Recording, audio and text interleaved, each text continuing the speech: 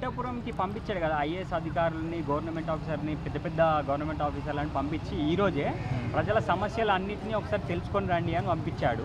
అంటే మీకు ఎలా అనిపిస్తుంది? మరి మంచి పరిణామం ఉండేది. ఏంటంటే పవన్ కళ్యాణ్కి ఉన్న అవగాహన రీత్యా ఈ చదువుకున్న వాళ్ళని ఈ ఐఏఎస్ ఇప్పుడు పవన్ కళ్యాణ్కి తన అంత డెప్త్గా పరిపాలన ఎక్స్పీరియన్స్ లేకపోయినా సరే ఇప్పుడు ఐఏఎస్ ఆఫీసర్లను పంపించి సమస్య ఏందని పరిష్కరించడం ఇప్పుడు తన వంతుగా భావిస్తున్నాడండి. చాలా మంచి పరిణామం అండి ఇది. నేరుగా ఎలా చేయాలో చదువుకున్న వాళ్ళు ఎలా ఆలోచిస్తారో అలా ఆలోచిస్తున్నాడండి. బ్లైండ్ కాకుండా అదొకటి చాలా కనిపిస్తుంది పవన్ కళ్యాణ్ గారిలో. అంటే ఇప్పుడు నెక్స్ట్ ఎలాంటి సమస్యలు పరిష్కరిస్తే హ్యాపీ అనుకుంటున్నాను? మరి ఉందండి, పవన్ కళ్యాణ్ గారికి చాలా చేయాలని ఉంది. మరి జీవితం భవిష్యత్తు వచ్చి 50 డేస్ అయింది కదా, ఇంకా 50 డేస్ అయింది. ఈ 50 డేస్లో కూడా వన్ మంత్ గుడులు తిరిగి అన్నీ అయిపోయిందండి.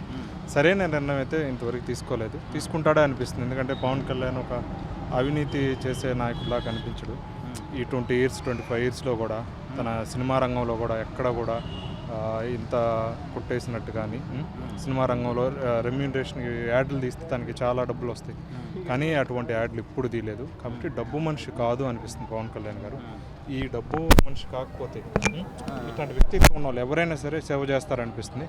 కాకపోతే పవన్ కళ్యాణ్ గారికి సరైన పవర్స్ ఇవ్వాలని కోరుకుంటున్నామండి. ఇప్పుడు పేరుకే ఇప్పుడు డిప్యూటీ సీఎం, కానీ డిప్యూటీ సీఎం వల్ల ఒరిగేది ఏం లేదండి. ఇన్నేళ్ళని చూస్తున్నాం, 20-30 ఇయర్స్ నుంచి పాలిటిక్స్. కాబట్టి సీఎం చంద్రబాబు నాయుడు గారు పవన్ కళ్యాణ్ కూడా సరైన పవర్స్ ఇవ్వాలని కోరుకుంటున్నాం. ఒక్క ముక్కలో ఇప్పుడు ఈ 50 డేస్ పరిపాలన మీకు ఎలా అనిపించింది? గత 5 ఇయర్స్ పరిపాలన మీద బెటర్గా అనిపిస్తుంది అండి. ఇప్పుడు ఏంటంటే వచ్చి రాగానే ఫటాఫటా అప్పులు చేసేసి ఇన్కమ్ సృష్టిస్తానంటున్నాడండి. జగన్ అయితే అలా చేయలేదు. కంప్లీట్గా అప్పులు తెచ్చాడు, రేట్లు పెంచాడు. ఆ రెండింటి మీద ₹1 వస్తే ఒక 70 పైసలు అనేది 11 రూపాయలు వచ్చి 30 పైసలు జేబులు వేసుకోవడం చూసాం. ఈ వ్యవస్థని ఇలా కాకుండా నేను ఇన్కమ్ సృష్టించే నేను పథకాలు పంచుతా అన్నాడు. కాబట్టి అంత తొందరపడాల్సిన అవసరం లేదు. సపసప పథకాలు పంచేస్తే రేపు డబ్బు లేక అభివృద్ధి ఆగిపోతుందండి. కాబట్టి చంద్రబాబు నాయుడు గొప్ప నిర్ణయం తీసుకున్నాడు అనిపిస్తుంది. కొంచెం లేట్ అయినా కొద్దిగా అన్ని పథకాలు అమలు చేసే విధంగానే చూస్తున్నాడు అనిపిస్తుంది చంద్రబాబు నాయుడు గారు.